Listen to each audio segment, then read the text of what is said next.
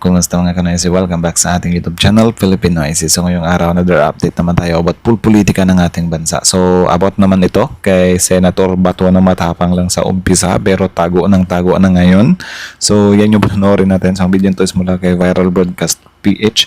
So meron ito pabagat na breaking news. Bato de la Rosa nagbitiw na sa Senado na corner ng Interpol sa pinagtsatsaguan lagot.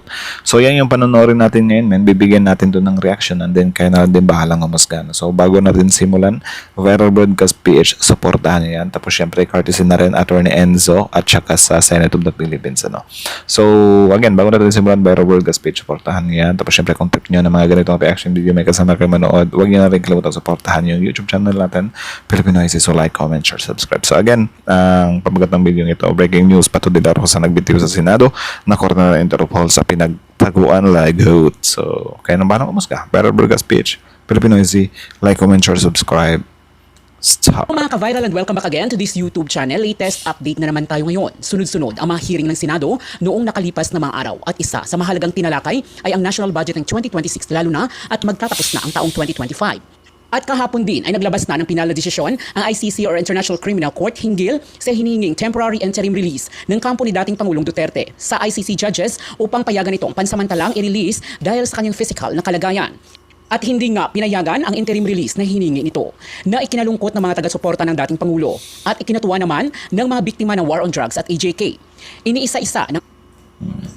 Dapat lang, di ba? Actually, medyo nalulungkot nga ako sa party na parang nagdidiwang yung mga family ng victim ng AJK na hindi na na-aprobahan yung interim release ni FPRD. Na parang kinakansyawan sila ng mga DDS. 'Di ba? Kasi parang tanga daw. 'Di ba? Naging masaya pa, something like that. Di kasi kayo makaka-relate kasi hindi kasi kayo yung nawalan eh. 'Di ba? Hindi kasi yung kamag-anak nyo yung naiipit. 'Di ba? Na parang pinagkaitan ng due process. Actually, parang nararamdaman nyo na nga rin yan ngayon eh. 'Di ba? Kasi noong hinuli si FPRD na para sa inyo naka-feel kayo ng ng walang due process kahit meron naman talaga, due process naman. 'Di ba? Is grabe yung lungkot nyo. O, 'di ba? Parang same lang din pala kayo ng nafi-feel, nararamdaman ng family ng victim ng EJK. 'Di ba? Kasi kung sasabihin nyo, yung mga victim na yon hindi deserve na mabigyan ng hindi deserve na mabigyan ng anong tawag diyan? Ng pabor, 'di ba? Hindi dapat mabigyan ng justice kasi yun nga mga user daw gumagamit. So pwede din palang sabihin ng mga family na yan na si FPRD hindi rin niya deserve, 'di ba, nabigyan ng due process kasi kumikitil siya eh. 'Di ba? Paano niyo i-justify yan? 'Di ba? 'Di ba ang panawagan niyo due process. Tapos ngayon yung family na yan, nagdidiwang sila kasi nakuha nila yung gusto nilang due process, ayaw nyo rin. Dapat makarelate nga kayo sa kanila eh. Or dapat intindihin nyo sila eh. ICC spokesperson ang mga dahilan ng pagka-deny ng interim release nito at isa na dito ay ang umano'y impluensya ni FPRRD sa bansa at ang umano'y kaligtasan ng mga pamilya ng mga biktimang nagrireklamo. Samantala, sa kaugnay na balita, Senator Bato de la Rosa ay winakasan na ang pagkasenador na trap na nga ba ng ICC Interpol dito sa bansa. Hanggang ngayon kasi ay mukhang pinabayaan na nito ang tungkulin bilang senador. Hindi na ito umaattend sa mga pagdinig sa Senado, lalo na at hawak nito ang Vice Chairman ng Finance Committee at ang Committee on National Defense na talagang ikinadismaya ng ibang mga senador lalo na si Senate President Tito Soto. Soto hindi na nakapagpigil pa at hahatulan na ang pagiging excessive absentee ni Bato de la Rosa. Pagkatapos na malaman na meron na itong arrest warrant galing sa ICC ay nagiging balisa na ito at hindi na Actually, may narinig din ako, hindi ko lang alam kung sinong nagsasabi nun, but sinabi niya na meron nga daw congressman dyan na 1 year hindi pumasok, may sahod pa rin. Like, what the F talaga par? Napaganyan talaga ako. Anak ng tokwa na yon. 1 year, tapos wala kayong ginawang action. Ano yun, sisisihin nyo pa yung taong bayan na bakit ngayon lang kayo magaganyan kay Bato? Yung congressman nga 1 taon hindi pumasok, hindi nga na-actionan. Diba? Pasalamat na lang kayo, hindi nyo pinaalam sa taong bayan yan. Kasi kung pinaalam yan, baka kinaladkad na rin yan. Isipin nyo, 1 taon, hindi pumasok para. Diba? Tingnan nyo kung paano tayo pinagloloko ng mga politikong to. Mga abusado masyado eh. Diba? Yun kasi yung hindi ko nang matandaan kung sino nagsabi doon. Pero parang yun yung ginamit niya na pang balanse doon sa issue ni Bato. Na si Bato kasi parang I think wala pang 1 buwan. Diba? Tapos yung congressman daw 1 year, anak ng Tokwa. Diba? Kahit 1 week nga, di na pwede yun eh. Papakita at nagtatago na si Senator Bato. Alam kasi niya na kung sakaling nasa loob ito ng Senado, ay gugulatin na lamang siya ng kanyang arrest warrant at aantayin siya makalabas ng Senate premises at isisilbi ang kanyang warrant of arrest. Nangako naman si dating PNP Chief Nicolas Torre na kung sakaling kakailanganin siya ay handa siyang magsilbi ng arrest warrant para kay Senator Bato de la Rosa, tulad ng pagsilbi niya ng arrest warrant kay dating Pangulong Duterte. Dahil sa pagiging excessive absences ni Senator Bato ay nagdesisyon na si Soto na mabigyan ng leksyon si Bato. Maaari umanong idulog ang problemang ito sa Senate Committee on Ethics at doon pag-uusapan ang pwedeng gawin kay Senator Bato. Pwedeng removal from office o pagkatanggal sa Senado ang magiging parusa niya at pwedeng idulog sa Senado at doon pagbubutuhan sa plenary. Mukhang natakot na nga. Baka sasabihin na naman ng mga DDS na parang unfair na naman na idaan si Bato sa ethics na yan. Sasabihin na naman nila na pinatahimik si Bato. Remind ko lang kayo yung trabaho ni Bato as a senator, di ba? Walang pumipilit sa kanya na mag-absent siya. Di ba? Hindi siya pinagbawalan. Kung gusto niyang hindi siya matanggal, pumasok siya sa work. Di ba? Huwag niyong kaming idaan-daan sa kesyo pinupolitika kami kapag iniisa-isa. Di ba? May choice naman si Bato na magtrabaho eh. Di ba? Tsaka tungkulin niya yan. Diba? Hindi naman illness yung reason kung bakit hindi siya nakapag-duty.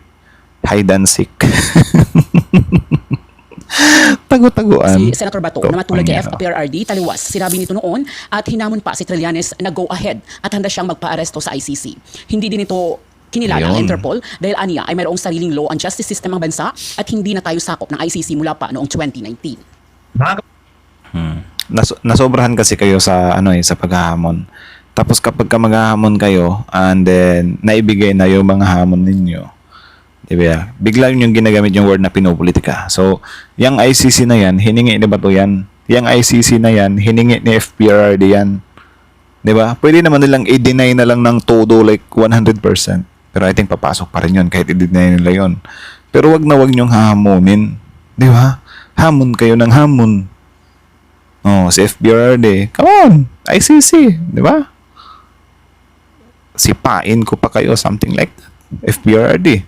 Tapos si Bato, come on, Trillanes, bring it on, ICC. Di ba? Si Bongo, meron din siyang hamon. Ang hamon ni Bato, ni Bongo, kapag mapatunayan daw na involve yung family niya, siya mismo yung magkakaso or magpapakulong. Di ba? So, ihintayin din natin yon.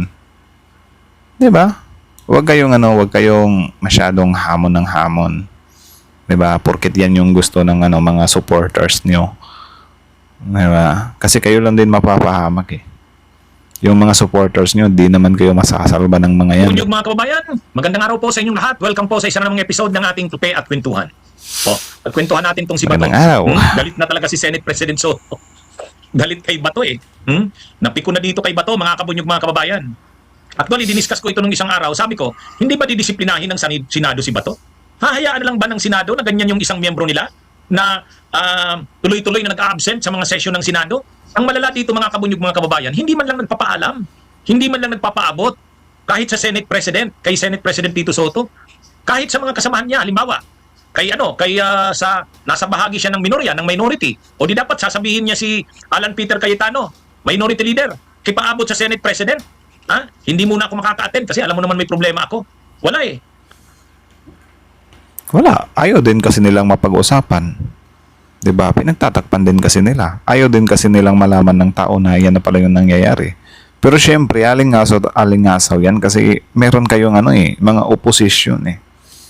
'Di ba? Of course, naghihintay lang yan ng tamang tiyempo para kayo naman yung maisalang, 'di ba? Sa mga intriga. Pero at least yung intriga nila may katotohanan. 'Di ba? Pag sinabi ng oposisyon na, oy, si Bato, parang inaano na niya yung pagkasenador niya. Absent ng absent. At least yun, may facts. 'Di ba? Hindi kagaya nung kay Amy, ading! Pati si Sandro Marcos, pati si Lisa Araneta, gumaganyan. Gumaganyan. 'Di ba? Intriga lang.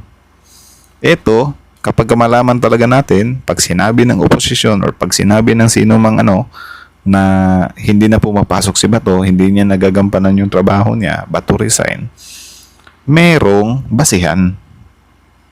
'Di ba? May katotohanan, hindi gawa-gawa lang. So kita nyo yung pagkakaiba. 'Di ba? Ha? Hindi daw, hindi man lang nagpapaalam, sabi ni Senate President Soto. Kaya sabi ni Senate President Soto, nung tinanong siya, ano po bang plano nyo? Ano po ba? Didisiplinahin nyo po ba yan? Paparusahan nyo? Sabi ni Soto, sa ngayon daw kasi sa Senate rules nila, wala daw ganun. Ha? Wala daw nakalagay doon kung ano ang penalty sa mga excessive na absences o sunod-sunod na absences na wala man lang pasabi. Wala daw ganun. Pero, Kaya nga, napapanahon na gumawa din kayo ng batas. 'Di ba? About yan. Or i-edit nyo yan. Baguhin nyo yan. Kaya pala dati naalala ko, itong si Senator Chis Escudero. 'Di ba dati na-issue yan? Biglang humiling or biglang nagsabi na babawasan daw yung holidays. Anak ng tokwa bulol. Kaya pala. Kasi sila, kahit hindi sila magtrabaho, may sahod pala. 'Di ba? Kapag hindi talaga sila nakaka-relate, para wala talaga silang pake. Nakakalungkot lang ding isipin na tumatakbo sila para sa taong bayan. Kasi kapag tumatakbo yung mga yan, ang babait ng mga yan eh. Puro lumalabas sa bibig para sa taong bayan, para sa ikauunlad ng bansa, para matulungan ang bawat mahihirap na mga Pilipino. 'Di ba? Pero kapag nagsipan nalo na yung mga kumag, iba na yung pinaglalaban. Oy, tanggalin natin yung bawasan natin yung mga holidays. Oy, wala sa namin yung no work, no pay as a senators Kahit mag-absent kami, may sahod pa rin kami. 'Di ba? Kita nyo kung gaano ka-unfair yung ibang mga politiko kapag nakaupo na. 'Di ba? Literal na budol talaga. sabi niya, pag-aaralan nila sa rules nila kung anong pwedeng gawin. Tama yun. Actually, nung isang araw, nabanggit ko na to, wala bang parusa ito? Parang, kapabayaan ito. Unang-una, bakit ka hindi na nag-a-attend sa session ng Senado? Nagbakasyon na sila ng mahaba nung panahon ng undas. Ang haba nung bakasyon nila. Ang haba nung bakasyon nila. At nagbalik sila noong November 11. At mula noong November 11, napakarami ng mga trinabaho ang Senado. Nagkaroon ng Senate Blue Ribbon Committee hearing noong November 14. Halos araw-araw na yung mga pagdinig ng mga komite ng Senado lalo tungkol sa budget. At itong si Bato de la Rosa, siya ay vice chairman ng Senate Finance Committee. Imaginin nyo yan mga kabunyog, mga kababayan. Tsaka dagdag ko rin kasi parang ang hirap din palampasin Kasi meron din tayong isang senador na parating ang present pero hindi naman natin nararamdaman yung presensya sa senator. Kilala niyo yan? Si Senator Lapid. Diba? Like, yun? Diba? Ay, nako. Bakit kasi binoto nyo pa yan Nakang tokwang yan. Diba? Always present, pero nasan? Diba? Hindi man lang makilahok sa mga ganito. Ano ba yan Hindi ba siya marunong sa mga ganyan?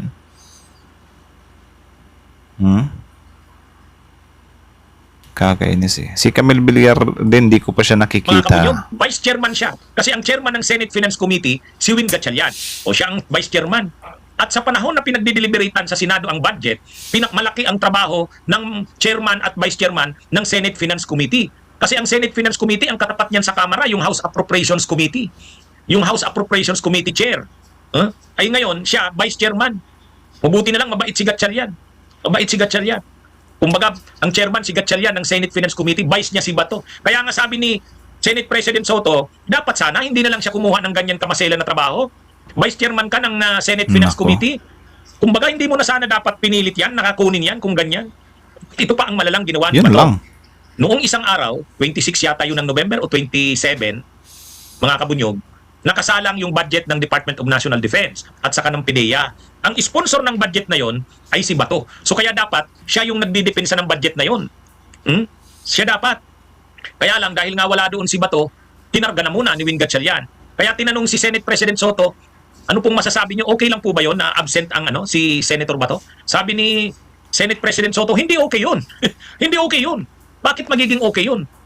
Trabaho niya yan eh. Bakit hindi niya inaasikaso yan?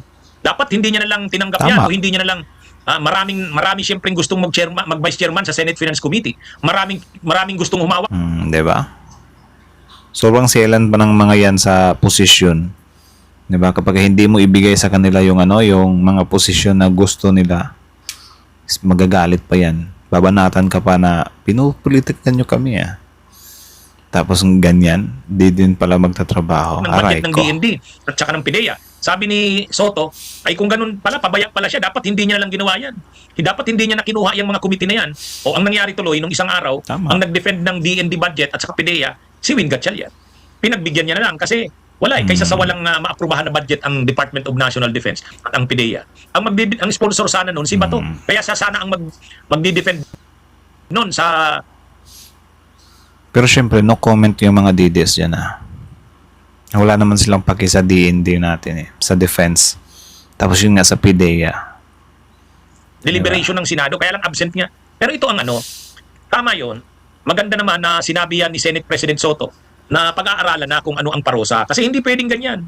Mga kabunyog, hindi pwedeng ganyan. Ito yung balita tungkol dyan. Ipakita ko. Ayan. Ito mga kabunyog. SP Soto, tinitingnan kung paano paparusahan si Senador De La Rosa sa hindi nito pagdalo sa Senado. Yan, tama po yan. Tama, suportado natin yan. Nice. Itong si Bato kasi mayabang. Ang yabang-yabang eh. Di ba Sobra. sabi niya noon, Sobrang yabang. Nakakalimutan siguro nila na wala na sila sa kapangyarihan. Do mga senators sila. Pero syempre, lugi pa rin.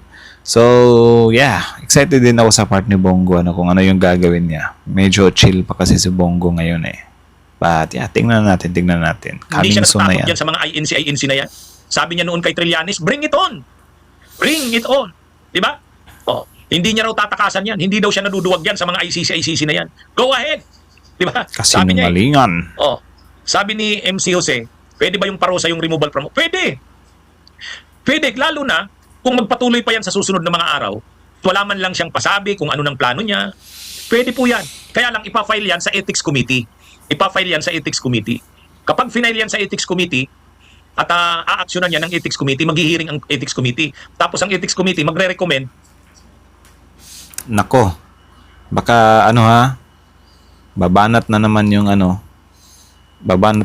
yung mga DDS niyan. Diba? Sasabihin na naman na gagayahin nila yung yung nangyari kay Barsaga na yun si Barsaga, nagkomento sila doon kasi sabi nila, bakit itong kay Barsaga masyadong minadali? Galit sila sa minadali galit sila sa minadali. So baka ganyan din yung gawin nila ni kay Bato. Bakit minamadali nyo yung kay Bato, anak ng Tokwa?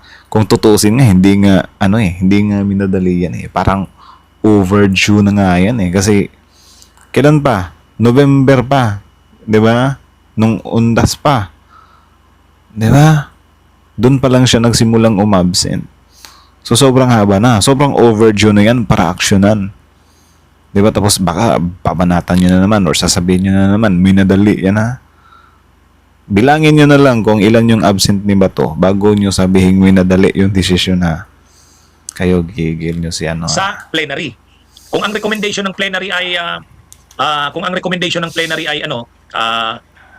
i-expel si Bato dahil sa excessive absences na unexcused, pwede yan. O ngayon mga kabunyog, mga kababayan, ang malinaw dito, dapat din to, ang masama kasi sa ginagawa ni Bato, wala man lang pasabi, walang respeto. Halimbawa, wala namang sinabi si Senate President Soto na tumawag sa kanya, na nakikiusap, na unawaan din ang kalagayan niya, walang ganun. Parang tumawag daw kay kay Senator Lacson Tapos I think tumawag din yan sa mga DDS. It's just, yan lang siguro yung way nila. I mean, sa Duterte Blocks ba? It's just, yan lang siguro yung ano nila, yung move nila na, uy, hindi natin ipaalam to sa taong bayan ha, kasi pagpipiestahan tayo ng ano, opposition nito. Pag pipiestahan tayo ng mga kalaban natin sa politika. Pero wala ganun talaga eh. Di ba? Nasa politika kayo kasi kayo. So, di kasi pwede yung ganyan. Gawa kayo ng mga kabulastugan tapos ayaw nyong masita kayo. Di pwede yung ganyan. Di ba? Kaya nga meron tayong konstitusyon na sinusunod. Kasi kung wala, ang gulo-gulo par. Like, ang gulo-gulo ng ano natin, bansa natin. Magulo na nga ngayon, mas gugulo pa. Di ba? Imagine niyo na lang yan. Unethical nga eh. Senador ka. Ang dami mong pinapabayaan na trabaho. Tapos wala ka man lang respeto sa Nako. Senate President. O kaya kahit man lang tawagan mo nga Nako. yung mga kasamahan mo kung sinong tinitiwalaan mo. Kung si Padilla yan, tawagan mo. Kung si Bongo, kisama Tumawag kay Senate yan. President. Ha? Di ba? Ano yan eh, mga kabunyog, mga kababayan. Napakabastos, napakasamang ugali. Saka hindi lang naman yan isang araw. Imagine niyo November 11 pa, anong pitsa na ngayon? November 28 na, wala pa siyang pasabi. Kasi tinanong si Senate President Soto ng media eh. Tumawag po ba sa inyo? Nakausap niyo na po ba? Sabi niya wala. Sabi ni Senate President Soto wala. Bago pa kami mag-break nung undas, wala na. Hindi na siya tumawag. Kaya tingnan niyo mga kabunyog, mga kababayan. Kaya itong ginagawang ito ni Bato de la Rosa ay kabastusan bilang senador. Hindi mo rin irespeto yung Senate Sobra. President. Dapat nagpapaalam ka man lang, magpapasabi. Kumbaga respeto lang. Magpapasabi ka na Parang advance yung pagda-damage control, no? Siguro, hindi nila pinaalam na sobrang tagal na nag-absent ni Bato para kung sakaling action na nila, mababanatan nila na, ay, minadali nyo itong pagkatanggal sa akin, Kasi baka suspension na naman yan. Ito talaga si Bato, para kung bibigyan nyo ito ng 60 days suspension, diba? Wala. Para nyo na lang ding kinonsinti yan na magtago. Diba? Dapat ang gawin dyan, tanggalin nyo. Diba? I-evict nyo. Kung gusto nyo talaga na mabigyan nyo ng tamang hustisya yung taong bayan. Kasi kung i-suspend nyo lang yan ng 1 day or 60 days, wala. Parang pinaburan nyo lang din na yung 60 days na yon, though wala siyang sweldo kasi marami ng pera yan si Bato. Diba? Is nabigyan patuloy siya ng mahalaking time para makapagtago, and then after this issue, babalik ulit siya, senador ulit. Diba? Dapat lagyan nyo ng konting pressure. Diba? Huwag nyo idaan sa huwag nyo siyang idaan sa mga paganyan-ganyan. Ibahin nyo yung way sa kanya na hindi niya mapapakinabangan. Diba? Para mag-duty siya, ang gawin nyo, dapat mag-report agad siya within this month or within this week, something like that. Bigyan nyo ng ultimatum. Diba? Ipakita nyo na fair talaga. Diba? Pero I think yan yung, hindi natin alam. Pero mas maganda kung yan yung gagawin ng admin, diba? At saka, nasaan na ngayon yung rason ba yan na magtago siya? Wala pa namang formal na notice ng ICC warrant of arrest. Wala pa, hindi pa linalabas. Nag-aano pa lang si Boying Rimulya. Parang ang paabot pa lang ni Boying Rimulya, balita niya mayroon na. Pero natakot na si Bato. Akala ko ba ang tapang-tapang? Kaya nga. Pwede din siyang bluff eh. Actually, may komento na si si Cayetano. Kakatawa yung sinabi. Si Bato kasi, di siya makapagtrabaho kasi wala siyang assurance na hindi siya huhulihin. Anak ng tokwa. So, meaning, aware din siya na meron talaga siyang kasalanan ng war on drugs. It's just, wala lang. Gusto lang niyang mag-above the law. Gusto niyang maging exempted sa mga ganyang kaparusahan. Anak ng tokwa. Akala ko ba ang tapang-tapang? Di ba ang sabi niya noon, Trillanes, go ahead. Napapanood ko lagi yung video na yun. Sige nga, kung nakaredy sana yung video na yun, ipi-play ko yun ngayon. Sabi niya, go ahead. Hindi ako natatakot sa ICC. Mabuti nga na mapunta ako doon para makasama ko na si FPRRD. Di ba? Tapos ngayon, wala pa nga yung formal na notice na talagang mayroon ng ICC warrant of arrest, nagtago na, hindi na makita. Tapos sabi nung bugado, hindi naman siya nagtatago. Hindi lang ayaw niya lang munang magpakita. Ayan, yan ang Ganito na lang. Dapat ang gawin ng admin, hitting 2 birds in 1 stone. So, since si Bato, diba, hinihintay lang na mag-duty yan, magtrabaho yan. Kasi syempre, maiinip yan eh. Di natin alam kung magtatrabaho yan, magdadala ng maraming bodyguards yan. Pero syempre, yung bodyguard kasi, parang no use pa rin yan. Diba? Kasi kung haharang ka, kikestionin ka talaga. Diba na, sige, try mong i-hoard yan, try mong protektahan yan. Diba? Mananagot ka rin sa batas. Syempre, matatakot yun. Pera na lang kung yung kukunin niya is yung mga mga hitmans na mga hindi legit. 'Di ba? Pero syempre bakit isasama dun, 'di ba? So ang dapat gawin nila, wag nilang i-announce na meron na ring warrant si Bongo. 'Di ba? Kunyari may warrant ta si Bongo, itinggan na lang nila 'yan. Diba? Isama nila kay Bato. Para kung if ever magtrabaho si Bato tapos nandiyan din si Bongo, edi sabay dakbin yung dalawa, di ba? 2 birds in 1 stone. Di ba? I think maganda 'yan. So, enough na siguro yung kay Bato na pinaalam nyo. Na hindi natin alam kung nagbabluff lang kayo. 'Di ba? Para lang siguro ganyan ang kahantungan ni Bato, mag-a-absent para matanggal niyo sa pwesto. Diba? Pwede naman, nice naman yung yung hakbang. Pero sana next time yung kay Bongo, 'di ba? Quiet na lang. Or di ko kasi alam kung ano yung way ng warrant eh. Dapat bang ipaalam muna siya sa publiko mga 3 days before dakpin or hulihan agad, something like that. Di ko kasi siya ganon ka maalam sa mga ganyan Pero if ever ba, mas maganda yung ganyang way, di ba? Na si Bongo at si Bato pagsabayin. Di ba? Isang hindi alam kung may warrant na ba siya at isang natakot, di ba? Natakot sa warrant na wala pa namang kasiguraduhan kung may warrant talaga. Di ba? So, yeah. Sana ganyan nangyari yung sa sobrang mangyari. mga yabang ninyo. Pero tama yun. Tama yung disiplinahin na yan. Yung hindi ka man lang nagpapaabot kung anong plano mo, ano ba? Wala. As in, totally wala. Kaya tama lang, pag-aralan na, parusahan si Bato. Sa kanyang una kapabayaan. Pangalawa, pambabastos yan sa Senate President. Yan hindi rason yung dahil may balibalita na. Na mayroon siyang warrant of arrest, na ICC, magtatago na siya. Ito, mga kabunyog, mga kababayan? Pwede pa kung maglabas na ng arrest warrant, di sige, saka na siya, pero ngayon wala pa nga eh. Pero feeling ko yung arrest warrant ni Bato nandyan na eh. Diba? Naghihintay na lang talaga na magtrabaho siya. Feeling ko lang. Wala pa nga arrest warrant, hindi pa pinapakita. Tapos ganyan, nagtatago na siya. Anyway, mga kabunyog, mga kababayan, ang malinaw naman talaga, natakot si Bato. Ayaw niyang mabigla siya eh. Baka pag umattend siya sa hearing ng Senado, tapos habang nandun siya sa Senado, biglang ilabas ang arrest warrant. Saan na siya ngayon lalabas? Tuloy, yun ang totoo dyan. Tama. Pag umattend siya doon sa session sa Senado, biglang ilalabas yung arrest warrant, mabubulaga siya. Makakalabas pa ba siya ng Senado? Yun ang ayaw mangyari dyan ni Bato. Yan ang ayaw mangyari ni Bato. Sinabi, Diba? Tapos kapag ganyan yung mangyari, putulan ng kuryente yung Senado. Lalabas sa longga yan. Diba? Don't tell me kapag mag-duty si Bato tapos nandyan siya sa Senado. Diba? On yung aircon dyan sa loob. Yung special treatment?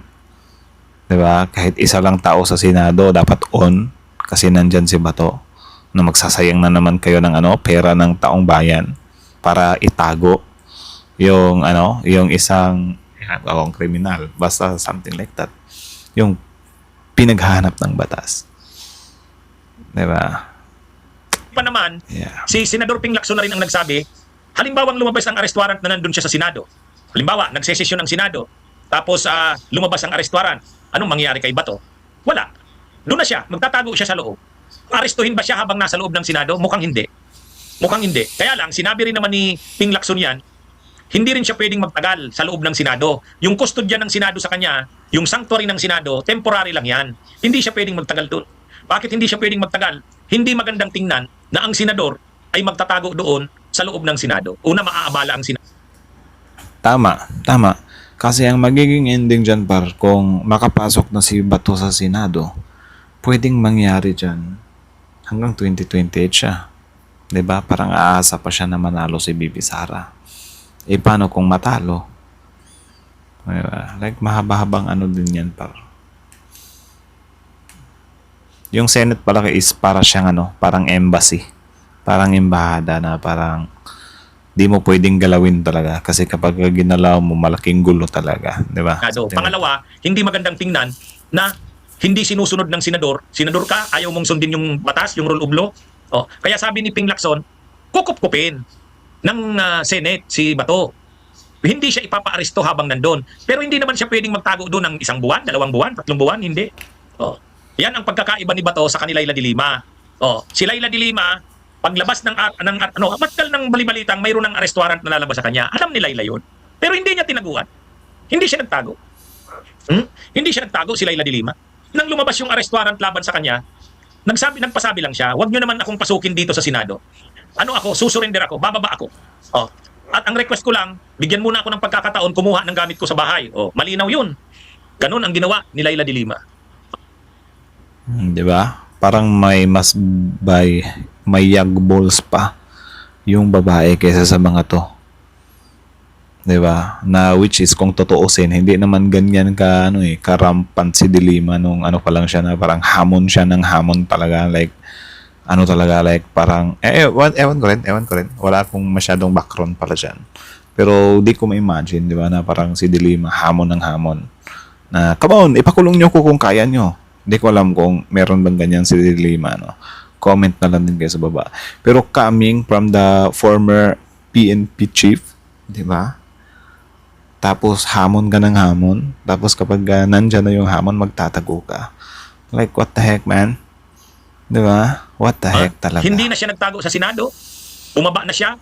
Yung CIDG, in-escortan siya. Dumaan lang siya doon sa bahay nila. Kinuha niya yung gamit niya. Diretso na siya doon sa PNP Custodial Center. Oh, yan yung ano. Si Bato wala. Kaya yung mga yabang niya noon, di ba? Nung panahon ng drug war, yung ganito. May hawak siyang, kala mo, walang ano, no? Walang kinakatakutan. Ha? Ayan. Yan mga kabunyog, mga kababayan. Kaya at tapos nagsisweldo pa yata yan. Ay, grabe. Wala. Ano yon? Dapat si Senate President Soto, disiplinahin niya yan. Hindi maganda sa imahe ng Senado yan. Kabastusan sa Senado yan, kabastusan yan sa sambayan ng Pilipino. Kaya Tama. dapat disiplinahin. Tama lang. Kaya lang, sabi nga ni Senate President Soto, sa rules nila, wala pang ganun. Yung excessive absences na unexcused, wala pa. Pero sabi niya, pwedeng pag-isipan yan. Kaya, ano ito? At saka nakakahiya sa imahe ng Senado na put na put ka. Di ba? Nakakahiya na ano, kung ang ano niya, mag-resign na siya, o pwede, o saka naman magtago na siya. Di ba? O, mag-resign na siya, magtago na siya. Pero ito ngayon, Tama. O, di ba? Ang sarap sa ears na kung sino pa yung nananawagan ng Marcos resign, magbabackfire din pala sa kanila. So, ngayon, Bato resign na yung nangyayari. Bato